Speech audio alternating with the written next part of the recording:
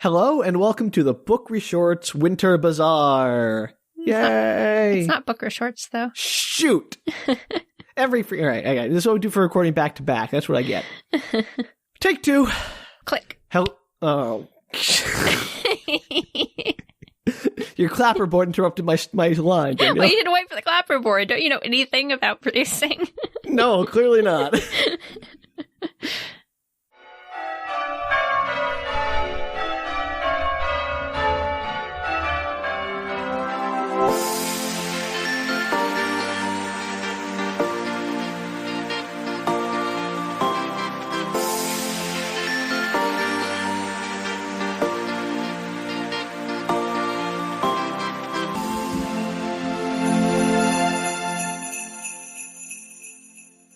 Hello and welcome to the Book Retorts Winter Bazaar. Woo-woo! Yay! And this is the podcast where one of us will find a strange piece of media to share with the other person who hasn't seen it or know anything about it. That's me. This is the second episode of our holiday winter series. We are taking a sort of half vacation, only doing half as many episodes, so you can be half as annoyed by us. Well, we're doing as many episodes, but some of them are shorter.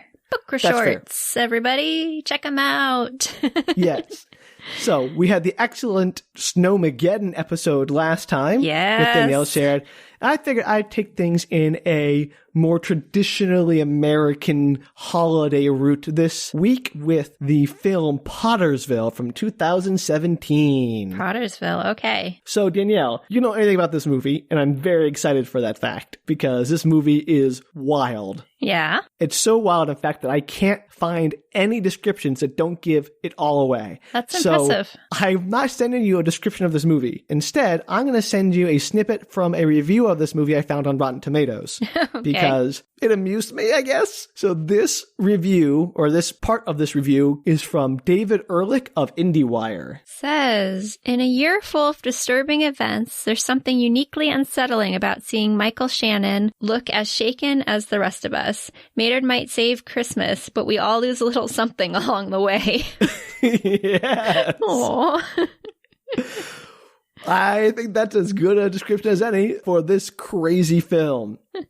So, without further ado, let me introduce you to Pottersville. Open on a winter scene in a bucolic American Midwest, I guess, town. It's unclear where it is, but there's snow on the ground, there's Christmas music, we're panning over the trees in the forest, following a white van as it drives through, and we see the sign, Pottersville, and then for some reason the camera lingers on a cemetery.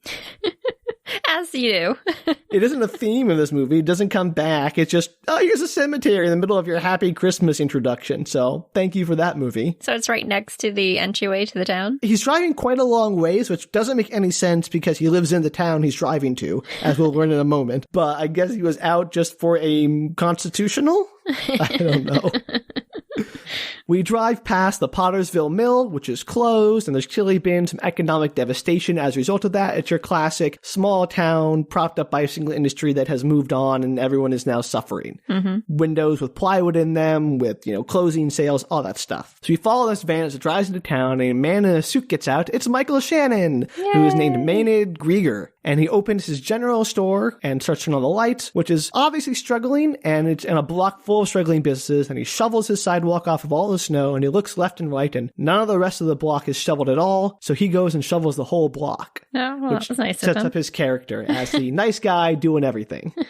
Maybe if he stopped doing everything, other people would shovel their own sidewalks. Maybe, or they probably wouldn't because they're closed. Yeah, maybe. This movie has a lot of vignettes and montages in it. Mm-hmm. It's like a lot. So I'm going to do my best to try to make sense of these shortcuts to different little vignettes. So, for instance, in the opening here, a mom comes in the store with her kid to get some food. She can't pay her bill. She's like, oh, I'm so sorry, Maynard. Could you put that on my tab? And he's like, no problem, and puts it in his ledger, and then he gives the kid a little extra treat just because he's that kind of guy. Yeah, he's a nice one. Yep. Everyone's out of work because the mill is shut down, and his shop assistant, Judy Greer, who is named Parker in this film. Judy Greer.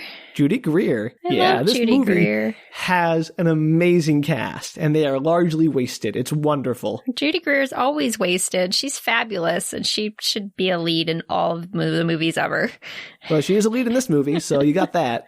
Yay! So Judy Greer, who plays Parker, his office assistant, sees this and comments that he's such a nice guy. He's always helpful. And he's like, thanks, Parker. And he's just like kind of a quiet guy. A little while later, for the next vignette, Ian McShane, who plays the character Bart, comes in to sell a bunch of meat. So he's a hunter or a trapper, and he's got like some elk steaks and stuff. And he's swigging from a flask of moonshine and like waxing political about how, oh, everyone's going to die. So we're all a little crazy. At least you should be crazy if you think about it. And, you know, look at you, Maynard. You never do anything. You're boring. You're safe. You stay in here. And here, let me give you a bottle of moonshine if you ever want to cut loose a little bit. It's like 9 a.m. Yeah, exactly.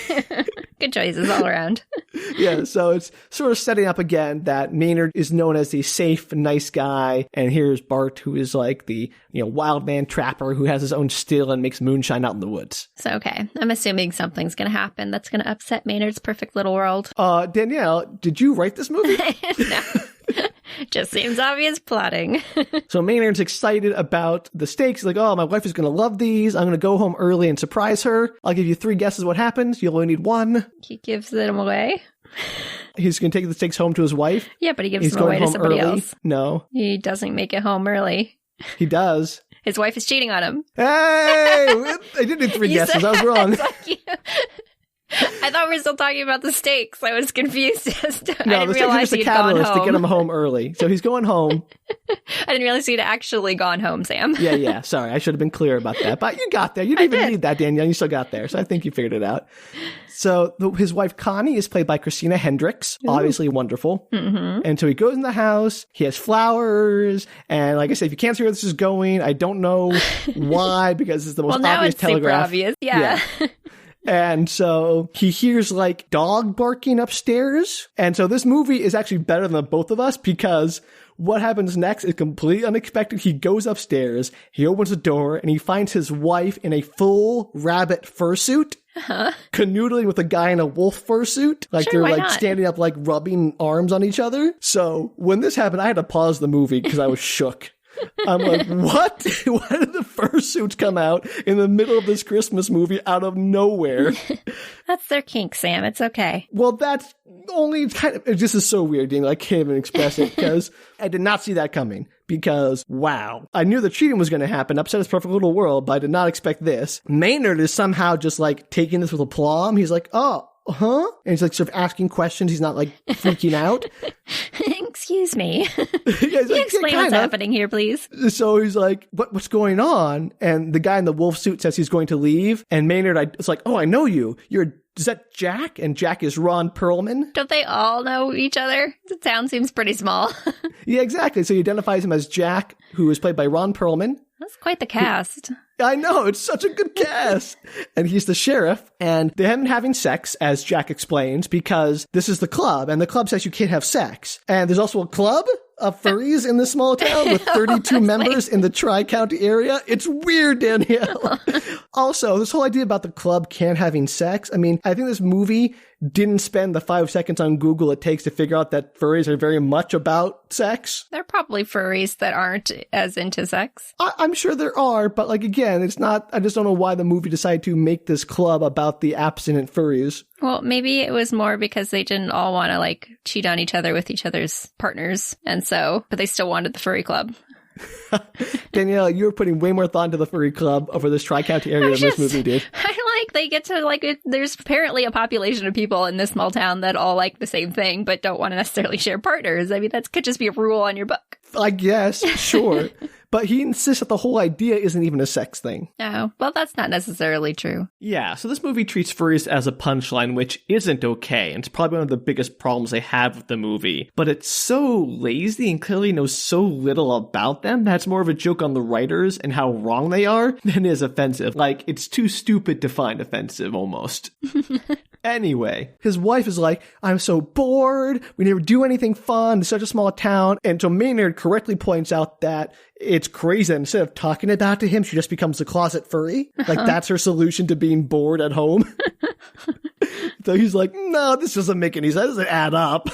It's still cheating. Yeah, exactly. At least it's an emotional affair, if nothing else. Yeah. And he keeps calling Jack's costume a squirrel, and Jack is like, no, it's a wolf. And then he like howls for some reason, just like prove he's a wolf. It's so well, that weird. proves it. All right, everybody, he's a wolf. I'm like, this is not the time, Jack. You don't need to be defending your fursuit choices to this guy when he's confronting his wife about the affair she's having. And then think that, like, defending it is howling. You're like, oh, come on, because I howl. I'm obviously a wolf. It's so, like, out of left field. The movie is, like, 10 minutes in, and it's already off the rails. It's so great. It's on Netflix, by the way, so, you know, you have an afternoon free. So Jack, the sheriff, is like, Maynard, you can't tell anybody about this. Please just keep this under wraps. I gotta, I'm asking you a favor. I'm a big deal around here. I'm the sheriff. But apparently half the town is in this furry group. Well, it's a tri-county area, so I'm assuming it's more than just this town. But again, it's still pretty a rural area, so there can't be that many people in the whole tri-county area. Connie is like, we need some time apart. And so Maynard is obviously devastated and just sort of walks out without saying anything to either of them. Mm-hmm. And this is amazing. This movie takes every opportunity to be great.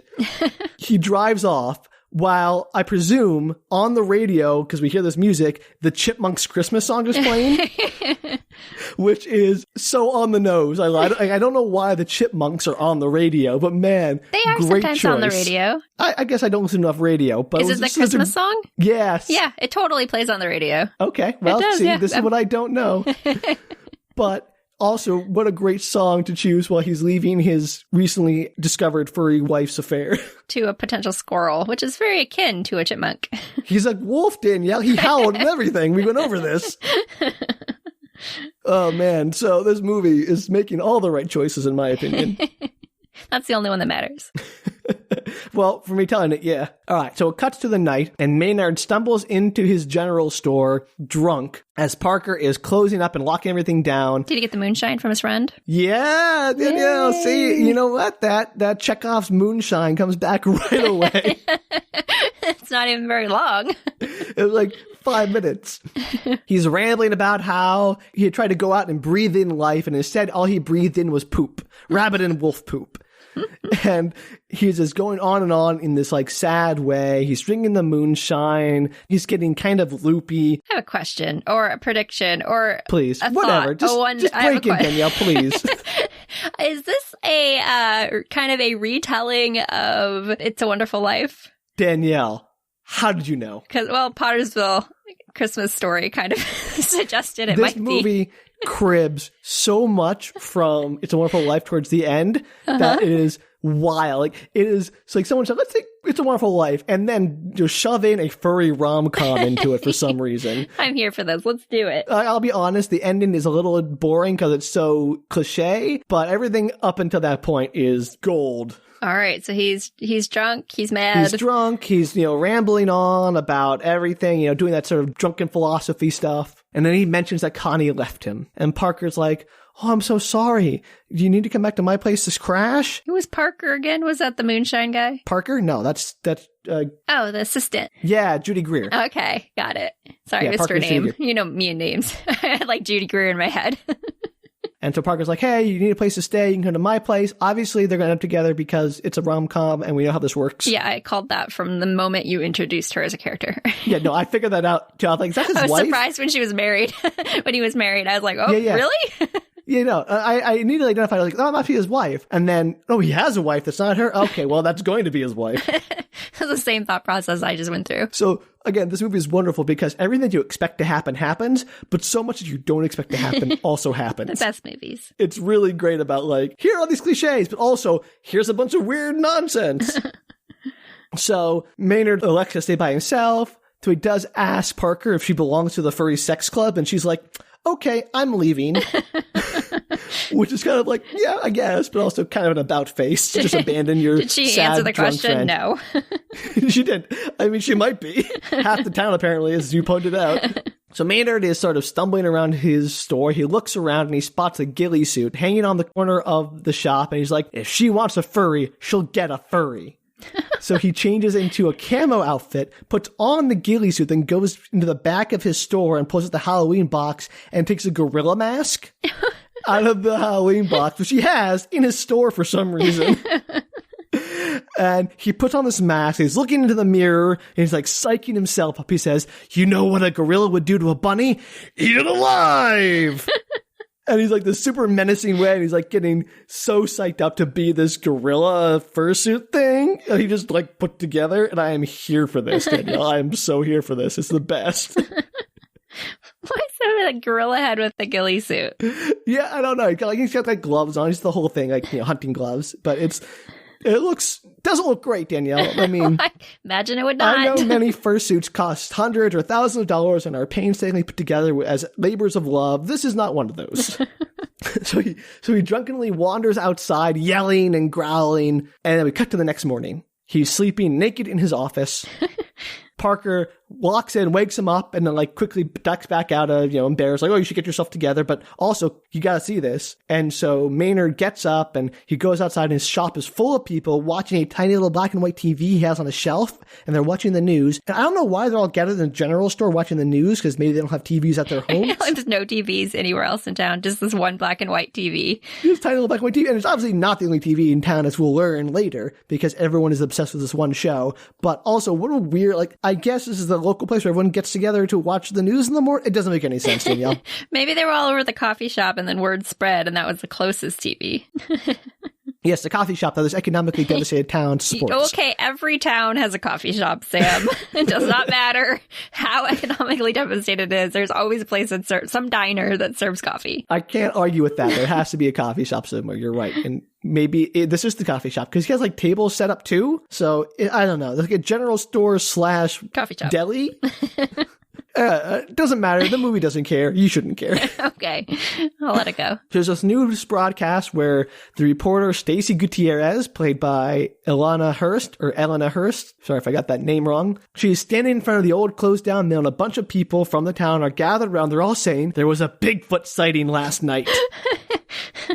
So while she's interviewing people from the town, Maynard is having flashbacks to running around in his gorilla suit through the town last night, making noise and yelling.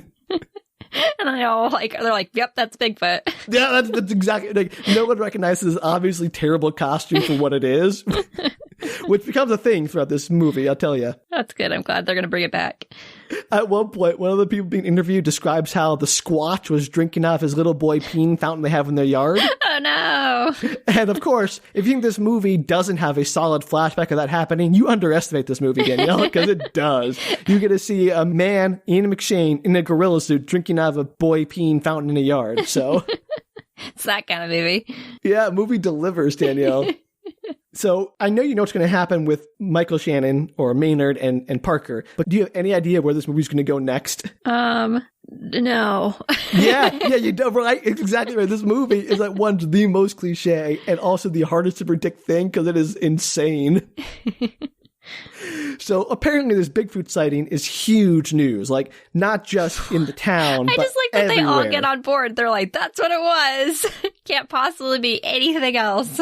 No, everyone is like, yep, Bigfoot, it's got to be Bigfoot. No other option. Everyone's like, yeah, definitely a Squatch. I mean, I was stoned at the time when I saw it, but we all agreed it was a Squatch, as one of the people actually says, something like that. Do people call them Squatches? Yes, really, unfortunately, they do. Excellent. Good to know. Sasquatch, Bigfoot, there's a few Squatches thrown in there. It's a thing. So Maynard grabs the costume, he stuffs it into his bank duffel bag where he the bag they use to transport the money to the bank, and he puts his costume and then he runs off to the sheriff's office. How much money does he have in those duffel bags? Nothing right now. No, I just mean, why would he have an entire duffel bag for money? I don't know. I've transported money to banks. You just have like a big envelope thing. Maybe it's just a duffel bag, Danielle, but they call it like a money bag later in the movie, or maybe they're referring to something else. I was confused. It's a bank money stealing bag.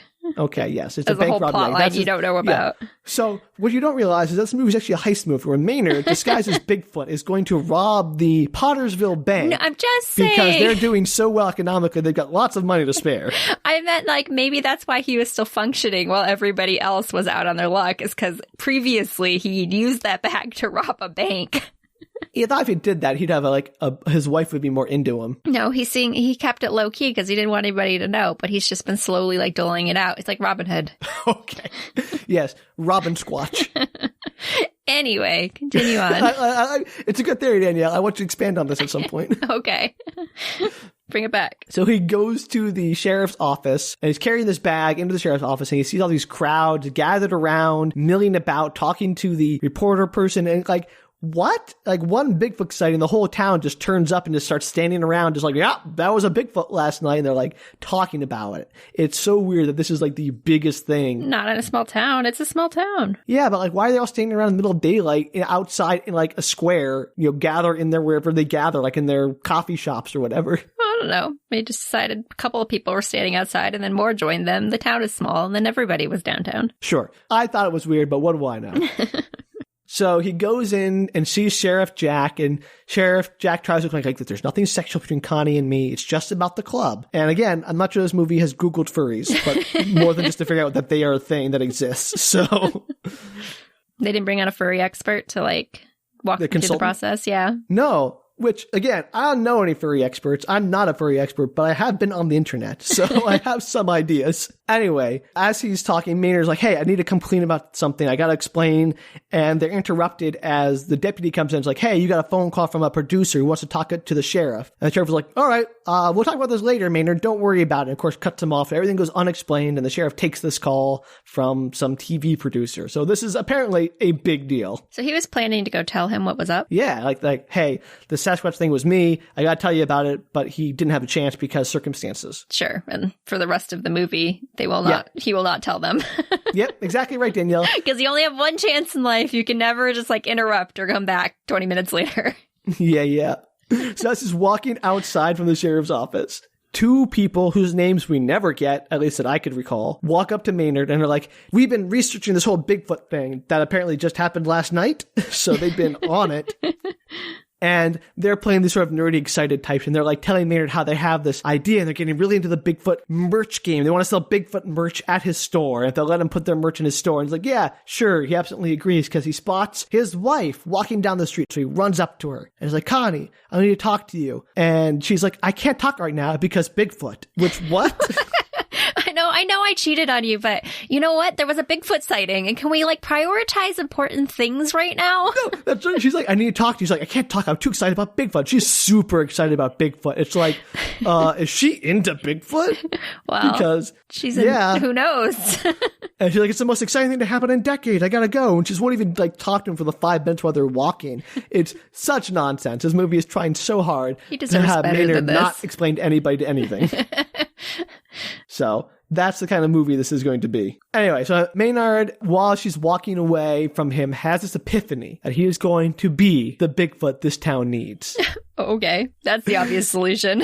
He sees like how excited people are getting, and he's like, this is it. I'm going to be the Bigfoot. Also, he's like, my wife's kind of into Bigfoot. You know, if I do this thing and then I come out to her that I'm Bigfoot, maybe she'll come back to me, I think is part of his thought process. I mean, it's nice of him to have a conversation with himself about like meeting his wife's potential needs, but she also needs to have like a conversation with him about where she is in the relationship and what she needs. No, this is not, like, he doesn't actually have this conversation. He just sort of like, and you see a bunch of like montage from getting his Bigfoot suit together. No. But I'm reading the subtext here. Right. But no, he is absolutely like being the doormat here, which is sort of the whole thing from earlier, I think. So is it his idea to like revitalize the economy of this small town through Bigfoot merch? Well, I mean, that's part of it. Part of it, he's just like seeing everyone excited. And I think part of it, at least initially, is his wife is so into it. Right. All those things combined causes him to decide he's not going to tell anybody that he was drunk gorilla ghillie man. Yeah, and that he's going to be Bigfoot in perpetuity, I guess. Does he use the same costume, or does he like step up his game? It's the same costume, Danielle. No. He does like touch it up a bit, like he paints the costume a little bit better, like the eyes are like a little worn out, so he paints them a little clearer. But other than that, it's basically the same gorilla mask on a ghillie suit costume that wouldn't fool a 5-year-old. He went what the town needs, Sam. Exactly. Like, this is like Batman. Like, I'm not the hero the town deserves. I'm the one it needs. The Squatch. The Squatch it needs. Yeah, there you go.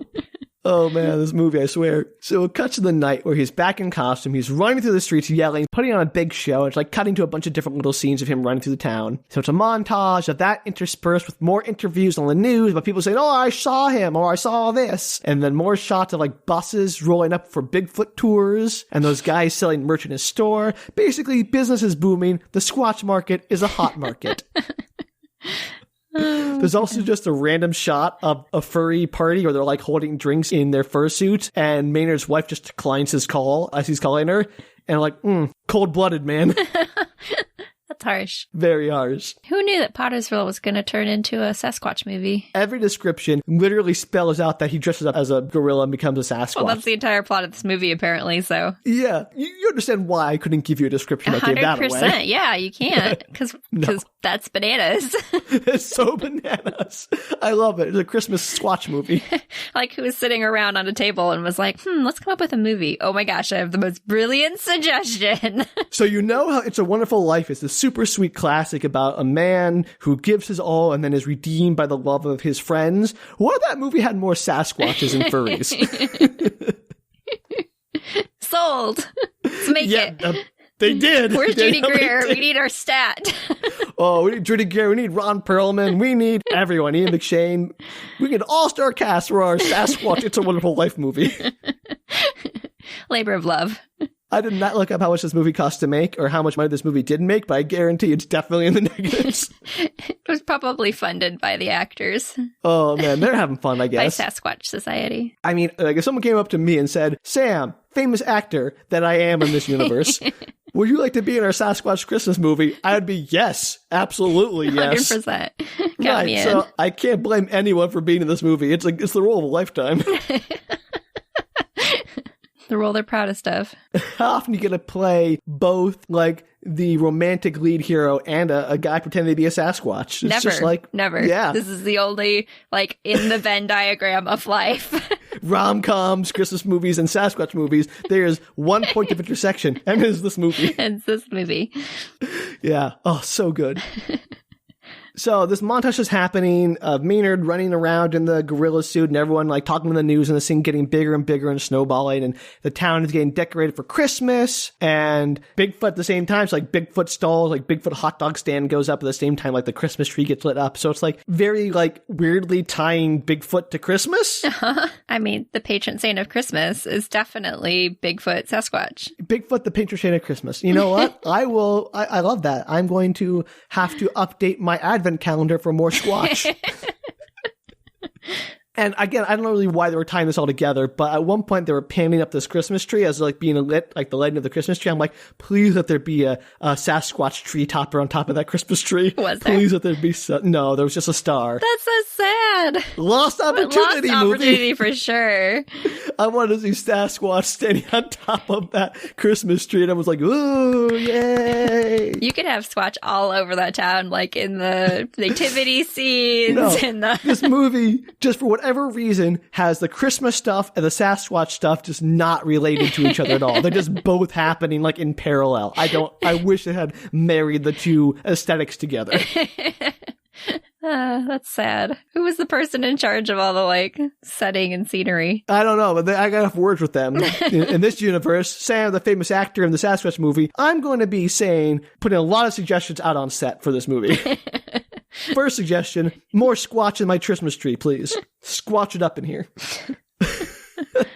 All right. And so the whole town is very blasé about Sasquatch running around. Like, there's this one scene during the montage of Ian McShane running around where he's running outside this family's house, outside their window when the Christmas lights come on. Everyone sees him, like, you know, standing in the middle of their lit front yard in the middle of the night. And the kid walks up and goes, "Merry Christmas, Bigfoot!" And then Maynard just like goes and runs off. So they're all like super excited about it, but also very blasé about sightings. Yeah, they're very excited, but they're like, "Oh, hey, Bigfoot, Merry Christmas to you. There's a Bigfoot in my yard. That clearly isn't just a guy in a mask because the lights are on, I can see." Well, it's so obvious he's just in a gorilla mask, but everyone's just like, "Nope, that's Bigfoot." So that's like the first of many montages where business is booming, the general store, people are coming in and out, the merch guys are selling out all their Sasquatch merch, and then they come and like, "Hey, man, you have to see this." And they take Maynard outside and there's a helicopter landing. Ooh. And it's this big helicopter and the two guys are like fanboying like crazy, like, "Oh my God, it's him. I can't believe he's really here." And so apparently who is here is this guy who hosts a monster hunting reality TV show. Yes. And his name is Brock Masterson. Of course it is. I mean, that's exactly what I would have picked if you had asked me what his name was. And it's played by Thomas Lennon, so, kudos. And he steps out of this helicopter, and he's looking all dapper in a puffy vest, and he's Australian, because obviously. Yeah, of course. And the show is called Monster Finder, because creativity. And... But that's what those shows are named. I mean, I know, it's very realistic Bigfoot so far. Hunters, his actual show or something like that. I remember it was a whole multi-season series about finding Bigfoot. Oh, it's not Finding Bigfoot. That was the name of it. I thought it was Bigfoot Hunter earlier, but it's Finding Bigfoot, obviously. So I guess that just proves your point about names there, Danielle. Do you want the audience to know immediately what your show is about? But Danielle, they never found Bigfoot in that show because, again, Bigfoot is that real. But it's an ongoing. Finding implies it's an ongoing finding. You're right. It's not found Bigfoot. You got me there, Danielle. Again, tenses come to the rescue. So that's why it didn't matter whether or not they found Bigfoot because they were still finding him. So anyway, this guy is clearly a Finding Bigfoot inspired knockoff in this movie. And it's great because, again, who saw that coming? This movie is wild. I could not contain my excitement for this. I was like, oh gosh, is it going to be too Christmassy? This movie looks kind of dull. I'm like, oh, okay, nope, movie. You are everything I hoped you would be. It's nutso. So Brock Masterson is like, we need to go to the mountain to search. And he's like giving a speech to the crowd and like, say, hey, I'm Brock Masterson. I'm here to find your Bigfoot. And I'm going to get him on TV and you're all going to be famous. I'm going to put this town back on the map. And we have to go to the mountain to find Bigfoot. And anyone who wants to come with me to search, just come along. Which that's not how those shows work. He doesn't invite 100 randos to tramp through your set. So I don't know, bold choice there, Brock. But, they all turn up. He goes to the mountain and everyone's just there. And the sheriff is like, okay, everybody, form a search party. So the whole town goes up there, decides to form a search party to find this guy who is just showing up in people's backyards. They could literally just wait it out. Yeah. And also, it's the middle of the day and he's only been seen at night. So, great time to be looking for Bigfoot. You could literally just have an all call, what are those called? The phone trees? Phone bank. Yeah. And just wait. And then some kid could be like, I saw him in my backyard. They could just a hotline. I think it's the Bigfoot hotline. Do you see Bigfoot in your backyard? Call us. And they already have the helicopter. It wouldn't be hard to find him, track him through the town. No, literally within 24 hours, you'd have a sighting of Bigfoot. No, but Brock Masterson, he's not here for the Bigfoot. He's here for the drama. And it's only been sighted in town, right? But they're going to the mountains because why not? Yeah, well, because it's a better set. It looks better. It's easier to do a search with all the people. No, I'm saying Brock Masterson is here about the TV show. He doesn't really care about Bigfoot or anyone else. He's like, this is going to look good. And so he's filming and he's doing all this stuff and they're searching out and they get called over and they find a dead deer. Oh, did Bigfoot eat it? No, it's just a dead deer. And everyone in town dismisses it. It's like, oh, just, we see a lot of those because, again, rural town, deer. But Brock gets down. He's like, see how his leg has bent backwards? Only a Squatch would do that. Yeah, all that studying they've done on Sasquatches. Yeah, exactly. He's pulling the whole, I've seen this before. Back in the Yetis in, or whatever in Australia, they do the same thing. You're like, what? Are there Yetis in Australia too? Or some Nepal? Bigfoot adjacent creature. I forget what exactly it was. The Yetis come up later, and this is the first thing that came to mind. Well, they're similar. So he's doing this whole shtick, and the trapper guy, Bart, the moonshine dude, he says, it just stepped in a hole and broke its leg and died from exposure. And Brock's like, quiet, no, it's clearly a Bigfoot because I've seen this before. Yeah, so he's doing the whole, I'm the smart guy here. And then he does a bunch of takes. So he stands up and is like, there's a Bigfoot here. And okay, let me do it again, let me do it without the glasses. He does it again. He does 7 times in front of the crowd, and they're all like, ooh, every time. It's pretty great. I like that the crowd's involved. I know. So then he's like, all right, let's all get a beer. And they're back at the general store, and it's night, apparently, now. And they're all sitting around in the general store, which is apparently also not just the coffee shop, TV place, and bar. Maybe they had a very limited set. Do any of these people work? No. Because they some of them sell hot dogs that are Bigfoot themed, and some of them sell merch that's Bigfoot themed, but no. What did they all do prior to this? Work at the mill, Danielle. The mill's closed. Well, I understand that a lot of them may not have jobs, but they're still, they still have to be making a living somehow, or there are other businesses that you still need things in a town. I agree, Danielle, but these people's lives are enigmas. They are merely there to support the Bigfoot adventure, and their personal wants, needs, desires are irrelevant. Bigfoot is first. Bigfoot is everything. Okay. So Masterson is like sitting on top of one of the tables and he's like holding court and like telling everybody about his adventures and how this and that. I did this cool thing in the Himalayas. I did this cool thing over there. And everyone's just eating it up. And he's outlining this plan. Like, I have to go out alone at night to get the beast on film. And he's going on and on about like how he's going to do this. And Connie is sitting there in the audience like, you're so brave. Do you ever dress up as the animals you're in search of? You know, as like camouflage. And she is clearly super into this. So he does monster hunting, right? Yeah, he does. So like, what does he just dress up as like a chupacabra? Does he dress up as no. Like what other monsters does he dress like Nessie? No, he doesn't do any of that. Connie's like, no, what does she think he's dressing up as? Because there just aren't that many monsters that are easy to dress up as. I agree, but she's like clearly super turned on by the concept of Brock Masterson dressed up as some Sasquatch or other creature. So I agree. It's nonsense. Like, why would that help you catch a Yeti if no one's seen a Yeti? Like, how would you dress up as it? It doesn't make any sense.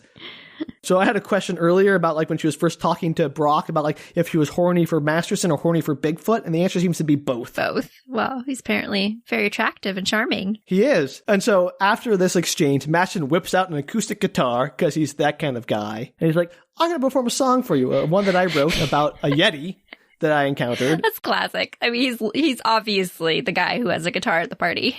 Yeah, he is. And just before he starts playing, he's like, this performance is dedicated to Nelson Mandela. Okay.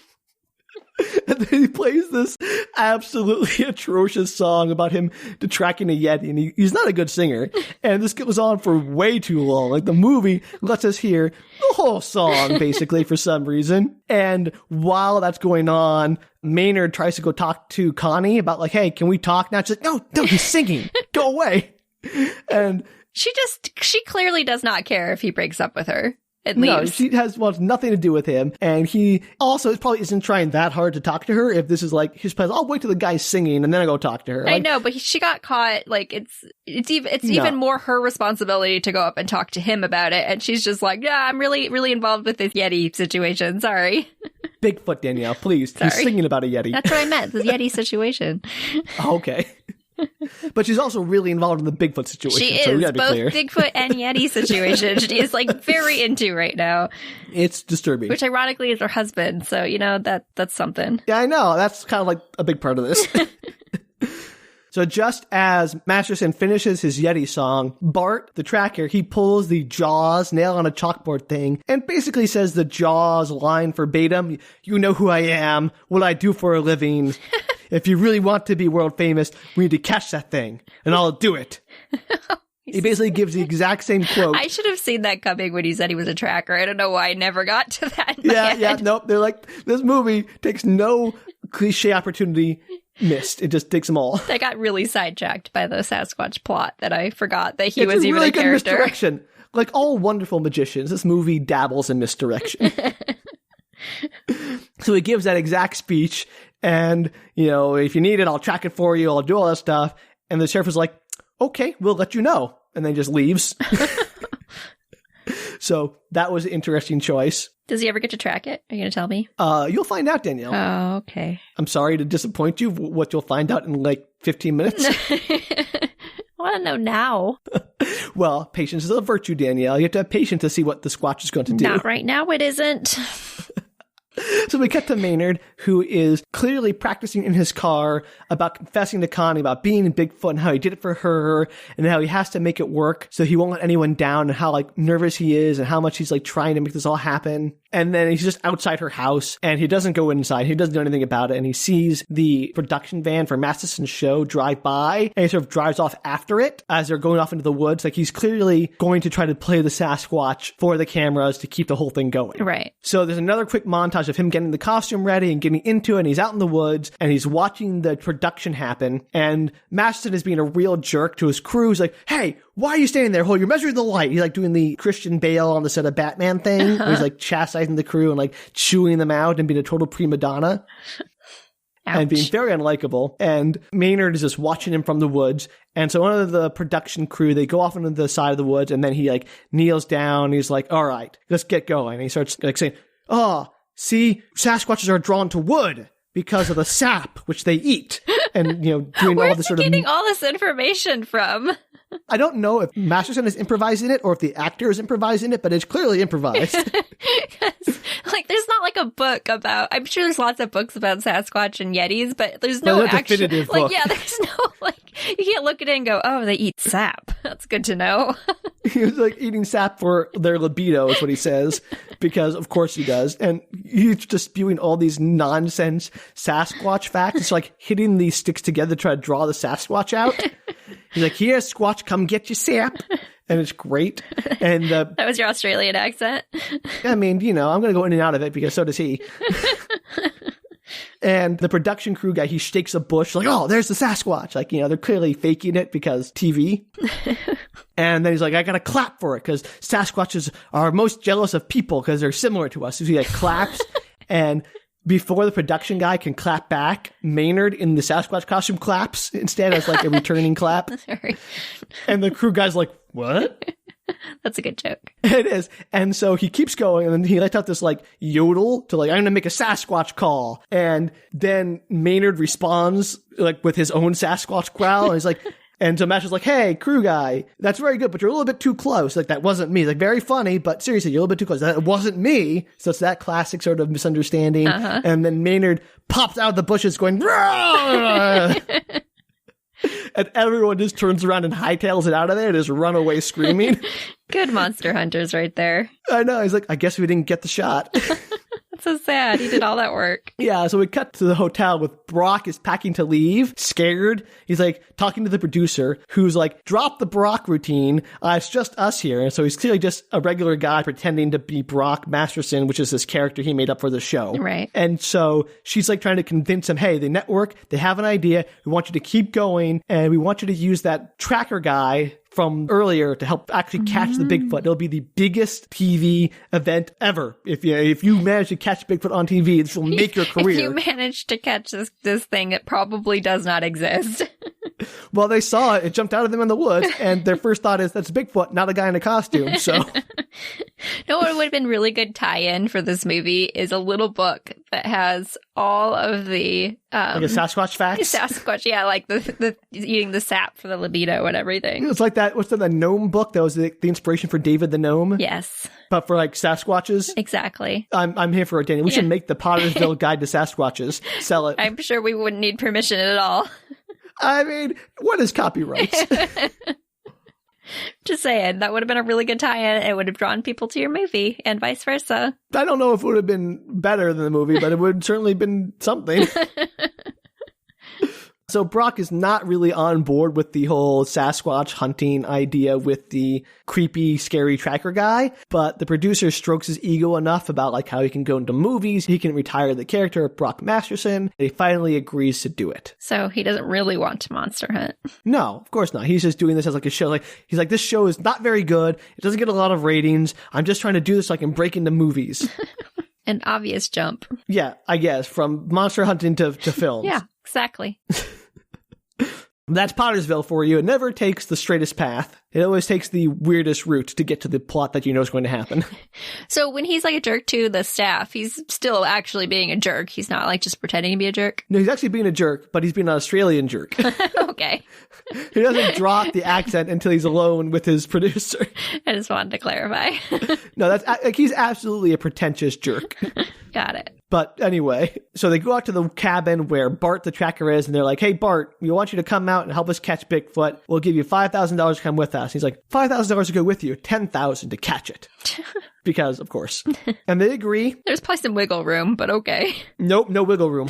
So they all agree, and he says, fine, but I only want to be the two of us, Masterson and myself out there, and you can bring a camera or whatever, but no crew. We got to do this right. And the sheriff's like, okay, but I'm coming with you because I'm the sheriff. Like, fine, the sheriff can come too. And Brock is not into this. He's like, I don't want to be on the lone in the woods with these people. I don't know what I'm doing. I don't actually hunt monsters. I'm a TV guy. But his producer convinces him to go along with it. So that's sort of the setup for the third act of this Are we sure movie. the sheriff is not going to hunt Sasquatch because he's into Sasquatch too? Yes. And or Brock Masterson? I don't know. Maybe he is, but he doesn't show any interest in Brock Masterson. And maybe Bigfoots aren't his type. Okay. Maybe he likes bunny rabbits, which is why he was with Connie. That's fair. I'm not here to try to read into his whole thing, Danielle. It's not my business. I was just curious because, he's our other character. So the last part of this movie is going to be basically cutting back and forth between the guys hunting in the woods and Maynard in the town. So I'm going to do my best to sort of keep that straight. Okay. So Maynard and Parker are talking in the shop and they're sort of closing up. And she's like, I know Bigfoot's fake because, Bigfoot isn't real. It's just some guy. And she's like, it's kind of sad. Is this guy just pulling a prank on us to make us all feel bad, to make fun of us? And Maynard's like, well, what if he's doing it because he wants to help and it makes everyone happy? And Parker's like, well, now everyone just wants to be on TV. So she's like, showing Maynard that it's not always a good idea to give people all this kind of stuff. Right. And Maynard's like sort of defending the Bigfoot guy because, that's him. That's fair. You should defend yourself, I guess. If you've decided to be a Squatch, you should commit to the Squatch. If you're going to be a Squatch, be a proud Squatch. Yeah. Commit to the Squatch. Squatch life, Danielle. Squatch life. Hashtag Squatch life. So now we're on the Bigfoot hunt. It's the middle of the night. Masterson is like filming with a selfie stick and making Bigfoot calls and doing all that kind of stuff while Bart and the sheriff kind of like laugh at him in the background. He's like, oh, you hear that? That's the Sasquatch. Like, no, that's a coyote. And then Masterson brings out his guitar because he brought that on this hunting trip. Of course he did. It's just like this wailing on the guitar. He's like, oh, the Sasquatch loves the music. He's like wailing, just going on the guitar, like not even singing words. And the coyotes are just howling along with him. I'd like to think that they just gave him like a free-for-all. They're like, just do whatever you want to do. I kind of feel like he improvised a lot of this movie, and I kind of love it. He made this guy super weird. Like, not just like a phony, but like a weird phony. I just like the idea that like, in real life, he is just basically doing whatever he wants and then attributing it to a Sasquatch. He's I just want to like wail on my guitar. I'm going to tell everybody that it's a Sasquatch call. Yeah, exactly. Like, this is all for Sasquatch. That's why I want to do this. It's nonsense. Meanwhile, Maynard is having this crisis of conscience about whether or not to go out on this hunt to pretend to be Bigfoot, because now that Bart's on the hunt, it's actually dangerous because he's competent. Right. Whereas, Matson was not. So he's like, should I go out and keep this thing going? Do they have like guns and stuff? Yeah, so they have tranq guns with them, actually. Okay. They brought tranq guns, although Bart also snuck in like an actual pistol with him as well. So and they have like tripwires and stuff set up. We'll get to that. But Maynard is like, should I go out there? Should I not? Do I let the legend die, disappoint the town, or do I keep it up and put myself in danger? And so that's what he's doing. And so meanwhile, Parker goes into his office to get the bank bag, which is where this comes up, and looks in the duffel bag. Uh-huh. So that's why I'm thinking like this was the bank money bag. I don't know. Maybe I misconstrued how much something. money do they have? I just don't. Maybe he was looking for a different bag and it was just kept in the duffel bag or something. I don't know. Maybe they only go once a month to the bank. I don't know. Maybe. Whatever it is, I didn't quite put together. But the point is, she goes in there and finds his Bigfoot costume in that bag. Of course. So it's full of Bigfoot. The bag isn't full of money, Danielle. It's full of Bigfoot costume. Full of Bigfoot.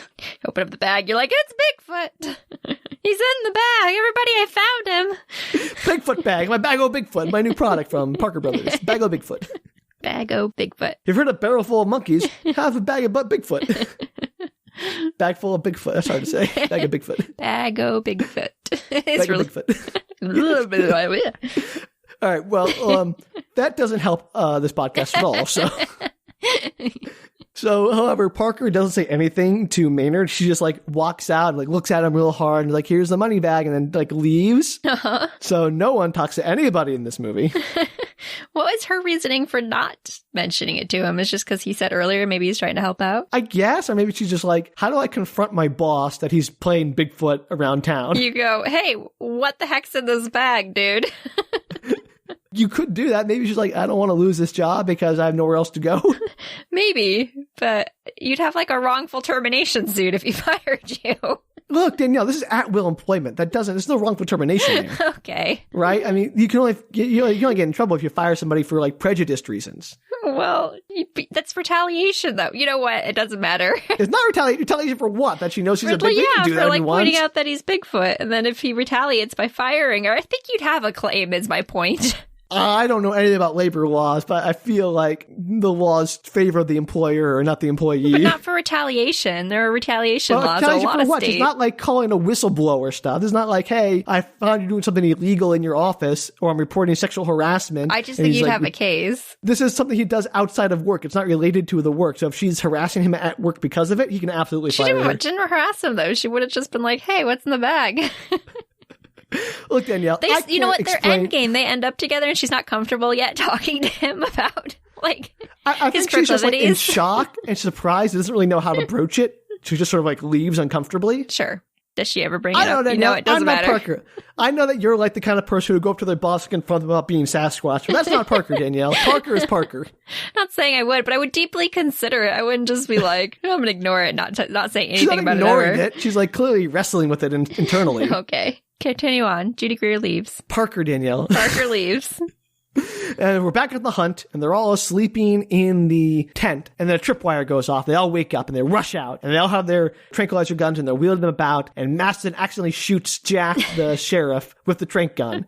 Because it was a false alarm. It was just a coyote. Saw that coming. Yeah, so they lug the sheriff back to the tent and lay him down, and that was that. That was that little scene, for some reason. It has no bearing on anything. It's just for fun. It was just like a little bit of comedy in this weird Sasquatch Christmas movie.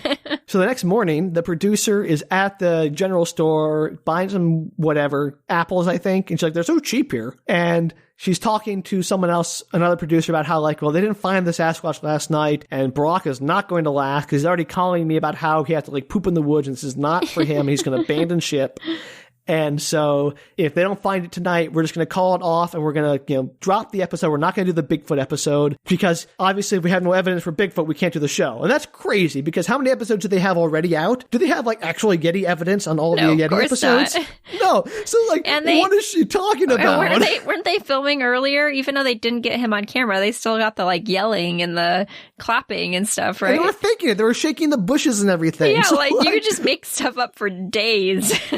you could make this, you could just cut together and say, well, we didn't find the Bigfoot, but we found the evidence. Like, this is their entire show. Like, they don't actually like, track down a chupacabra and like, oh, we got it. Show's over.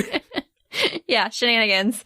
Calling it. Yeah, no, it's such a weird, like, ticking clock they put on this to sort of force Maynard's hand on whether or not he's going to be Bigfoot tonight or not. Right. But it's just, like, so contrived. Like, no, they wouldn't make something, they wouldn't put this much money into this shoot to just abandon and not just add together something that works. I They know. could do it easily. And they might even like prolong it a couple of days just to see. Yeah, no, it's dumb. But so Maynard hears, of course, this and is like, uh-oh, this is the last chance to keep the town's Bigfoot fever going. So that night, as they're closing up, Parker invites Maynard over to hang out. She's trying to test the waters to see if he has plans. Like, hey, you doing anything tonight? He's like, no. Do you want to come over and maybe watch a movie? I make a pretty mean Jiffy Pop. And he's just like, no, I'll just be by myself because, he's got squatching to do. Of course. All that squatching. And so Parker walks out and is looking troubled, and we're back on the hunt, and they're all blotto on moonshine. Like, they've all been drinking moonshine and getting completely drunk, and they're just actually having a pretty good time. Sure, but that's a terrible idea because you're supposed to be recording. What if something happened? No, You they're all have still recording. tranquilizer and guns. No, it's a terrible idea, but they're like having a lot of fun with Maston, who's making up more Sasquatch facts. He's like, Sasquatch is actually an alien who is a criminal and was banished to Earth for his crimes. So it's like a Sasquatch prison. And I'm like, okay, yeah, this is the kind of conversation I would have with my friends if we were all like drunk in the woods. So, well done, movie. You got it. You heard Sam. You know him. So I was kind of into this, seeing a lot of fun. I just wanted to bring that up. So then we cut back to Maynard. Again, this movie does a lot back and forth. And it's really drawing out this ending. And Maynard is sort of packing up. And he's sitting at a typewriter. And he's typing out this letter and getting his Sasquatch costume ready. Is it like a letter to the city? He's like, dear city, in the I don't event know. that anything shall happen to me. Danielle, I will tell you right now, I have no idea what's in that letter. And neither will you. Oh no, why does he have a letter?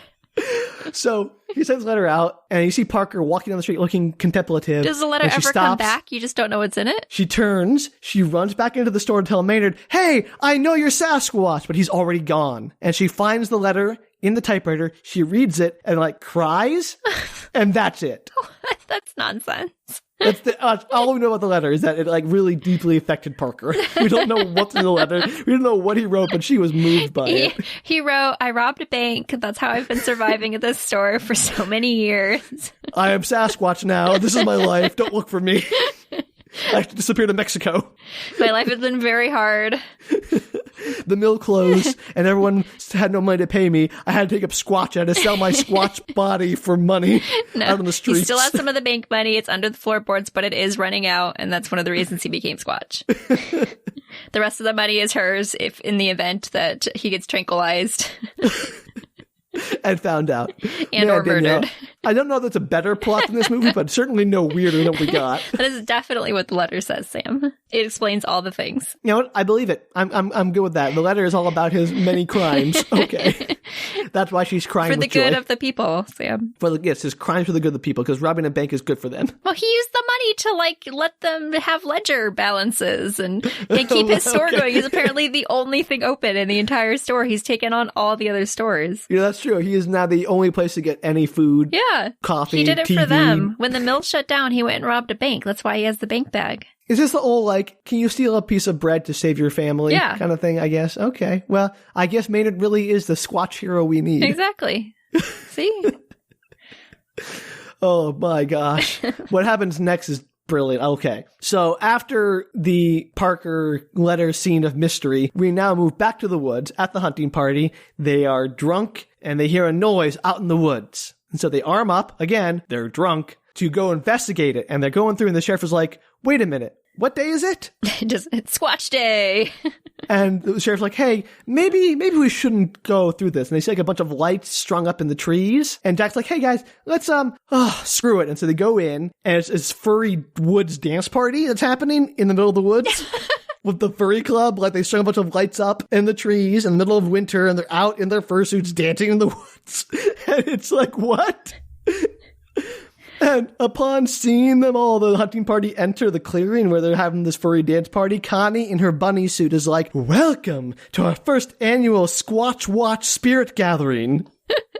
And it's like drawing them in and pulling them close. And it just gets so weird. And so they start pulling everyone in and they're all rubbing them with their hands. They're like, we love Bigfoot. And they're chanting that. And they're just rubbing everyone. And Masterson is kind of into it. And obviously Jack the sheriff is way into it. And the only person who's not into it is Bart, who is like, what the heck is going on? And at this point, Bart is like, what the heck are you freaks doing? And Jack is like, that's it. They're not freaks. They're people. And I'm one of them. I'm a furry. And we get together. Jack, you tell them. We like rubbing up on each other in fursuits because it feels good. See, maybe that's why Jack is in it, but the rest of them know what's up. Maybe. I don't know, but Jack is clearly passionate about it. I'm glad he spoke his truth. You go. Yeah, I know. So Jack finally gets it out there, but Bart is not having it. And he pulls out his gun. And he shoots a shot into the air, which stops everything dead. And is like, this is crazy. Everyone just get out of here. You all have to leave. Go. We're hunting a Sasquatch. You all get out of here. And all the furries wander off, sadly. Did they know they were nearby doing the hunting? The furries, I have no idea. Because it seems like a bad idea to go out in the woods. And I'm guessing it was a coincidence, but they may have been staying near the production crew. Yeah, but they it's widespread knowledge that these guys are hunting the Sasquatch. So to go out into the woods while they're hunting is a choice. It's a big forest, Danielle. A lot of places they could or could not be. Sure. But clearly these guys were more into Sasquatch than really anyone should be, or at least in the ways that people should be. So I don't think they were thinking with their best thoughts. Okay. I'll give it a pass, I suppose. But yeah, so the furry dance party is broken up. And again, I don't know why, the whole furry plot is in this movie, because other than being the catalyst for Connie cheating on him, it plays no part in this. But it makes some of the interactions about Sasquatch kind of funny. It does. I mean, I love it. I'm so glad it's there. Don't get me wrong. This movie would be nothing without it. But it's just such a weird choice. Maybe whoever produced it was really into that lifestyle and wanted to stumbled upon it. wanted to bring it into a movie. Or hey, this is an untapped market. We can really draw on the furry crowd with this movie. It's somebody's hobbies. They're super into Sasquatch. They're into furry stuff. They're Pottersville. They're into Christmas. It's a Wonderful Life. They're into It's a Wonderful Life is their favorite Christmas movie. And they're like, this is just what? Some Hollywood exec's wish list of a movie he wants to see.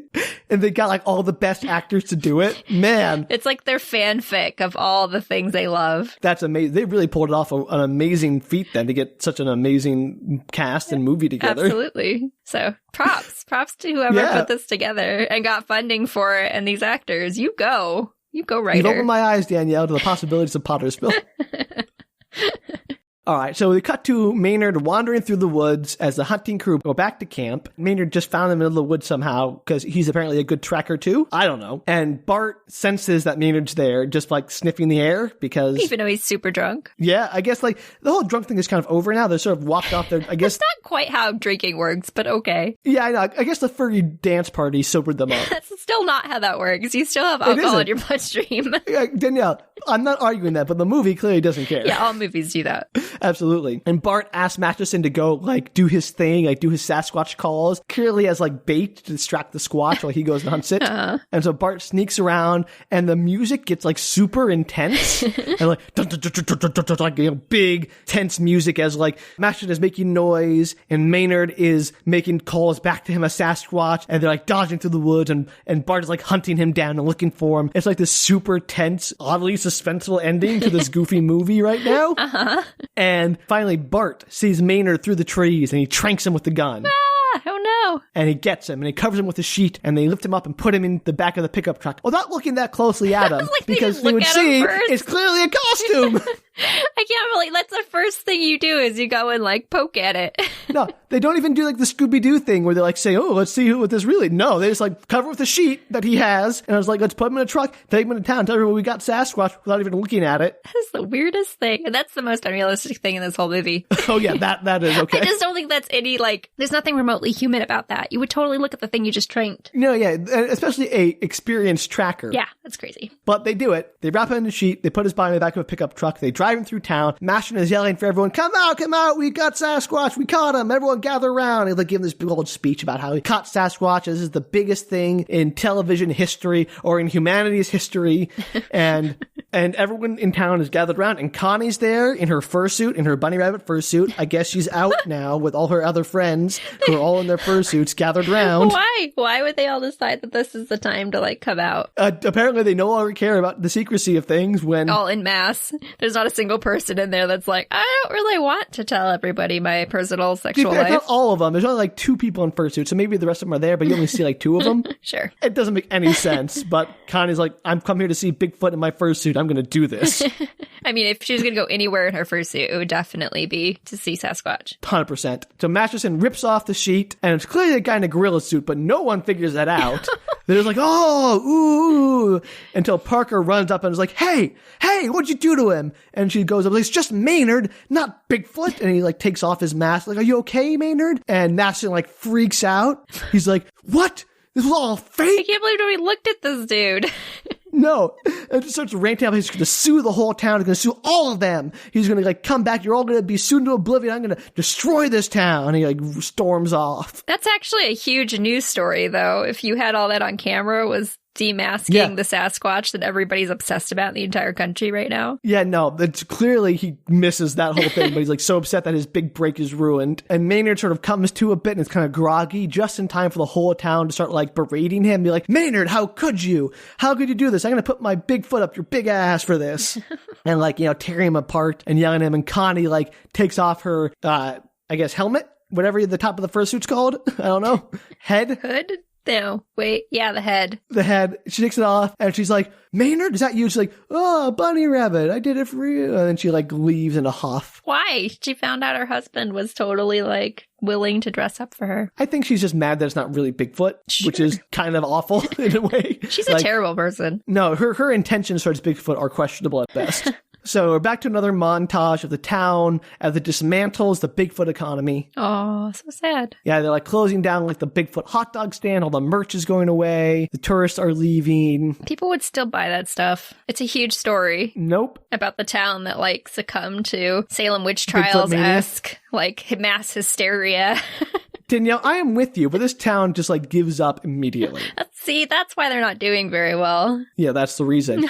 And then we cut to Masterson, you know, interspersed in this montage talking about how he's like suing the town for $150 million or whatever. Yeah, the town, they totally have $150 million to give up. It's cool. He's like, it's not a class action lawsuit because it's me against the class. So it's like a anti-class action lawsuit. It's so dumb.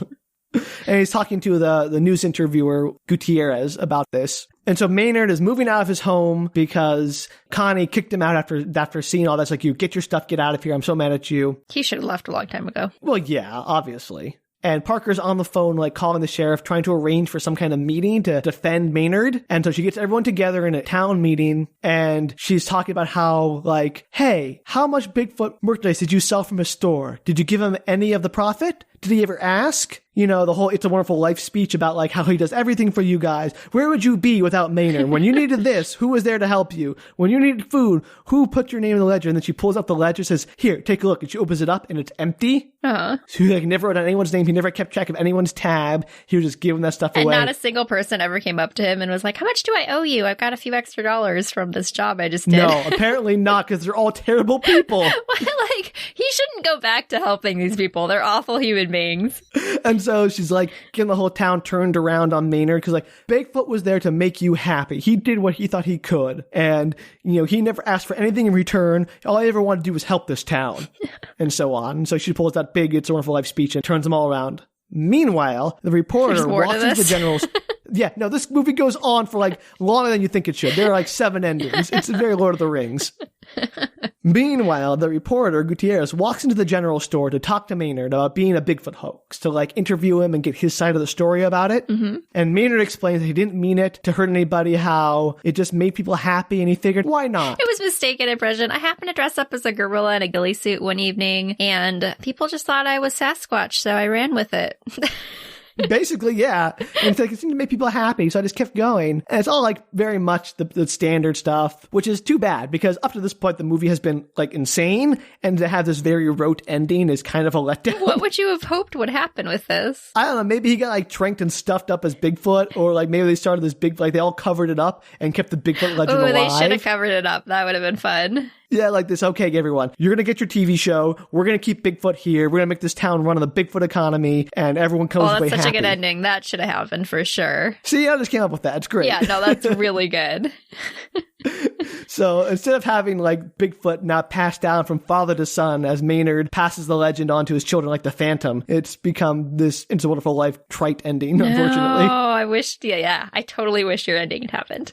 Yeah, so you can see why I'm disappointed, because I expected more insanity and less sort of triviality. Mm-hmm. Anyway, so he's giving this, you know, thing, everyone sees it, blah, blah, blah, blah, blah. It's just like, okay, we get it, It's a Wonderful Life. And just as the reporter's about to leave, everyone shows up at the store to apologize and to thank him and to give him money and put their names in his ledger. Again, it's very It's a Wonderful Life. And then even Connie shows up, his wife, and she's like, come back home. No. You can bring the Bigfoot costume, Connie. Wink. And then he gives her a big hug and says, you were right. We should break up. You need to find something that makes you happy. Yeah, you go, Maynard. Yeah. And she's kind of upset and storms out. And then he asks Parker out. She's like, is that invitation still open for some Jiffy Pop? And so, of course, them together. And the sheriff makes a big toast to Maynard Greiger, the richest man in Pottersville. Because, of course, It's a Wonderful Life. This movie has to make it so obvious. Even though the plot line is not quite It's a Wonderful Life. And so you think the movie be over here, right? Yeah. But no, there's time for one more montage. Oh, good. Where Maynard has an idea. They start to have this huge montage where Pottersville transforms the mill into a Bigfoot museum. Yeah, I was going to say, why don't you just have like an annual Sasquatch celebration? So they do that. Basically do what I said, where they keep the legend going, but they keep it going as a hoax. Like they admit it's a hoax, as opposed to my idea, which is take it to the grave as like a blood oath. So, you know, tomato, I guess. I mean, I'd probably go to a Sasquatch hoax museum as well, like the Great Sasquatch Hoax of 2017 or whatever this was. I know for a fact I've been to the Natural History Museum in Oregon when it was still a Natural History Museum, and they had like a Bigfoot exhibit in there. Yeah. So, you know, I've been there. Bigfoot's a big deal in Oregon. I know, believe me. So anyway, they're doing this, and then Brock Masterson is outed because Pat, the tracker, he like sends in the video of him breaking character out in the woods and being like himself. He deserved that. And so he's fired and he's cast out as a fraud, and the museum is opening, the town is booming, Maynard and Parker are kissing, and in the distance, there's a Bigfoot roar. Yay! Roll credits. A real Bigfoot. That is Pottersville, a Christmas movie with Bigfoot and insanity. That's impressive. Good find, I guess. What do you mean you guess? A wild ride. It's a crazy movie. I'm not saying it's a good movie, because it's, I don't know, like, your definition of, like, good is. It's clearly not the best written thing on the planet. But boy, I had a lot of fun on this roller coaster ride. It was all over the place. Like, get some friends together, get some eggnog, make sure it's alcoholic, and have a good time with this movie. That's a good throw out for our audience. Definitely do that this holiday season via like a Netflix party or something. Like, get your family, get your parents together and say, hey, mom, dad, grandma, grandpa, you know how you love It's a Wonderful Life and watch it every year on TV and how that's a big Christmas tradition? Well, I have a new modern version of It's a Wonderful Life that I want to share with you. It's called Pottersville, and it's about Christmas miracles and Bigfoot. And furries. And furries. You know what a furry is? Don't worry. I'll Google it for you. Oh, God, why did I do that? It's a good opportunity to bond with your family and friends and have open conversations. That's true. Expand the horizons a bit. Like, destigmatize some of the internet cultures that are less toxic than most. It's true. With that as our holiday ending. So I think our only real problem with this movie is that the ending should have had more Bigfoot cover-up. Yeah, I agree. And maybe more bank robbing. I mean, the bank robbing is like the prequel to this movie, if they ever make one. That's clearly what happened. You should make the Pottersville prequel before the Squatch. Before the Squatch. I could explain a lot of the backstory to this movie. Oh, man. There's so much to explain. Like, I want to know how, like, Connie and, like, how this furry community popped up in the middle of this Midwest town. I'm sure it was just, a couple of people at the beginning, and then people talk.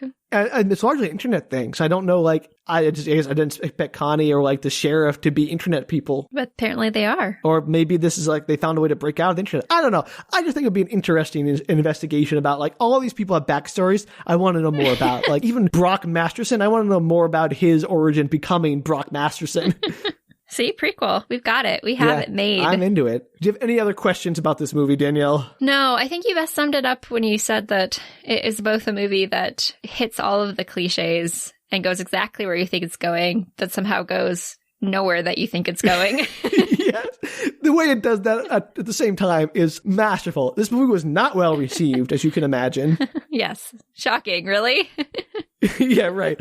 But I gotta say, I just had fun. I don't know. I had fun with it. I enjoyed it a lot. There were multiple times during this movie I had to like stop and go, what? What was that? So there you go. Sam approved eggnog, alcoholic eggnog, Netflix party. If you don't like it, hey, at least you've seen it.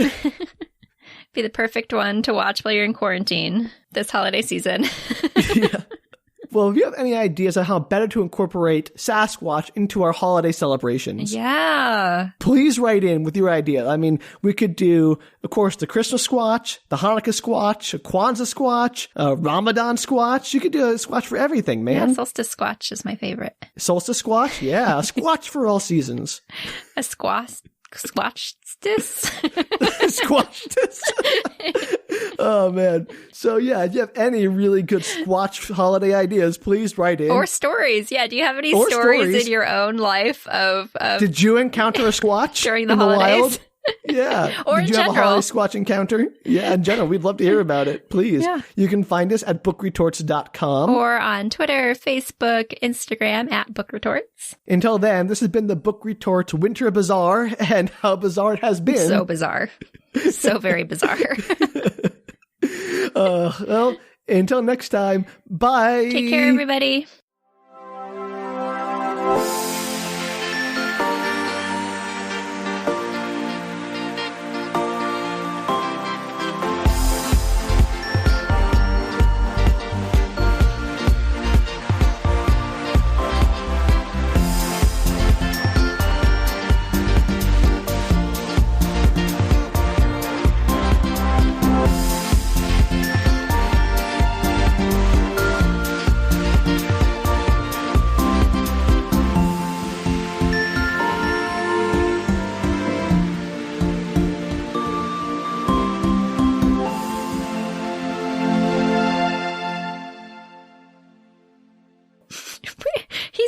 Of stuff. Oh, sorry. I'm confused. Don't worry. Ignore that. Take it out. Wait, what do you mean he's afraid of stuff? Never mind. You think I was confused about Maynard? Who we were talking about for a minute. Yeah, Maynard is not Masterson. No, I got confused. Yeah. I was listening, I swear. No, please don't. That's not fair. You always take out your stuff and you always leave my stuff in. I don't. That's not true. I leave my stuff in all the time. And I take out your stuff a lot too. So don't even give me that. But that was really funny. You know what? They have very similar names, okay? They do. Maynard and Masterson, you mixed very them similar. up earlier. I did. All right. Well, we'll see how I feel in the moment.